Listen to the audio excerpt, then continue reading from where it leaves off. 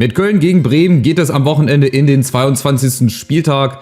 Da sehe ich die Bremer ein bisschen im Vorteil. Ich tippe mal ein knappes 2:1. Sie haben es zwar zu Hause gegen Heidenheim bei ihrer 125-Jahr-Feier verloren. Übrigens eine starke Choreografie im ganzen Stadion. Richtig, richtig geil.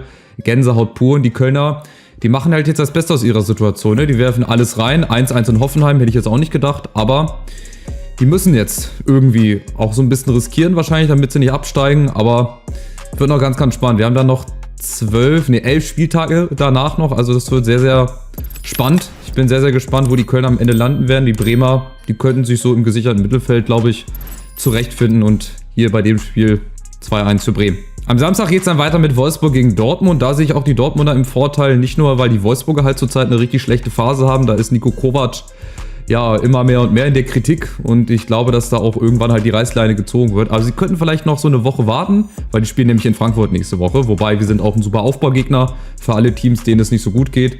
Und Dortmund, die haben halt momentan auch einen guten Lauf. Die nehmen den Schwung mit bislang in dem Jahr. Ich glaube, die haben aus 4 oder 5 Ligaspielen 4 gewonnen.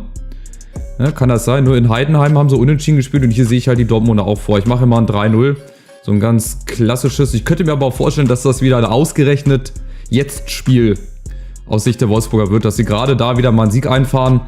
Ich, werde aber mal 3:0 für Dortmund tippen.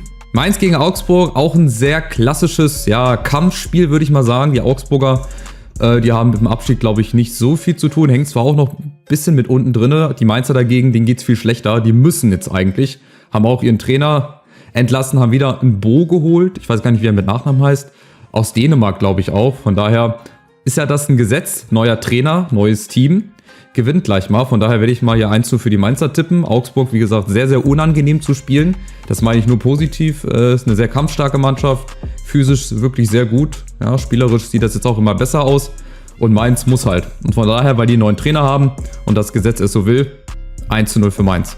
Weiter geht's mit Hoffenheim gegen Union, die am letzten Wochenende bei der XXL-Nachspielzeit gegen Wolfsburg das 1:0 gemacht haben. Ich glaube, 20 Minuten Nachspielzeit gab es allein in der ersten Halbzeit. Das Spiel stand auch kurz vorm Spielabbruch. Also da wären die Proteste beinahe so weit gegangen, dass halt ein Spiel dann abgebrochen werden musste. Ich finde aber diese Proteste richtig, nach wie vor.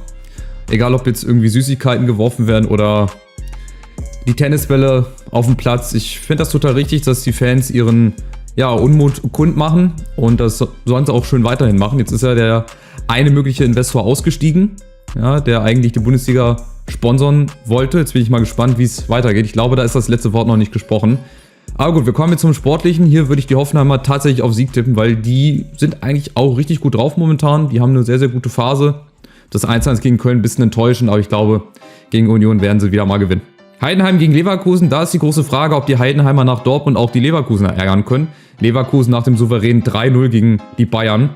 Wobei man sagen muss, die Bayern waren auch wirklich, wirklich schwach. Aber Leverkusen war auf der anderen Seite auch richtig stark. Ja, also ich will jetzt die Leverkusener Leistungen gar nicht schmälern. Die waren halt einfach gut. Gut, bei den Bayern muss man gucken, wie es da auch mit Thomas Tuchel weitergeht, nachdem sie in der Champions League verloren haben.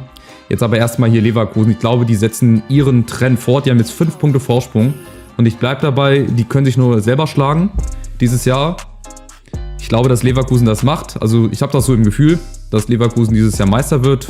Ob sie es ohne Niederlage werden, weiß ich nicht. Aber ich glaube jetzt für das Spiel in Heidenheim, dass sie das da gewinnen werden, weil ich sehe sie auch stärker als Dortmund in Heidenheim. Aber auf der anderen Seite ist Heidenheim auch immer für die Überraschung gut. Wir gucken mal, was am Ende bei rauskommt. Darmstadt gegen Stuttgart ist eigentlich auch eine klare Nummer für die Stuttgarter, die jetzt auch immer wieder besser in Fahrt reinkommen. Haben jetzt Girassi wieder, der vom Afrika Cup zurückgekommen ist, der jetzt auch am Wochenende letztens ein paar Minuten gespielt hat gegen Mainz. Tja, und Darmstadt ist genau das gleiche wie Mainz und Köln. Die müssen jetzt jedes Spiel als Endspiel sehen.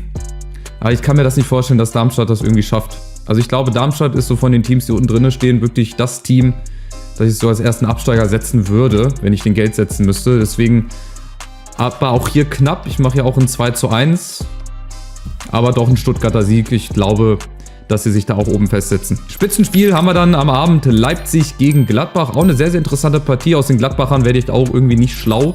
Spielen dann mal 2, 3 Wochen wirklich richtig stark. Da meint man, sie haben sich jetzt in so einen kleinen Rausch gespielt oder sie sind jetzt mal ein bisschen stabiler, ein bisschen konstanter. Tja, und die Leipziger auf der anderen Seite gegen Real verloren. Da war auch wieder mehr VAR und Schiri-Gedöns im Spiel, aber gut, was will man machen? Und ansonsten auch in der Liga sind die gerade nicht so erfolgreich, ne? Die Leipziger, die schwächeln auch ein bisschen. Von daher hoffe ich, dass wir da irgendwie nachlegen können jetzt am Wochenende in Freiburg. Aber für das Spiel würde ich Leipzig mal auf Sieg tippen. Auch ganz knapp. Ich weiß gar nicht, warum ich mich... ja gut, bis auf Dortmund ein hohes Ergebnis. Aber gut, ist halt eine sehr, sehr enge Liga. Sehr, sehr spannend. Ich mache mal Reihe 1 für Leipzig.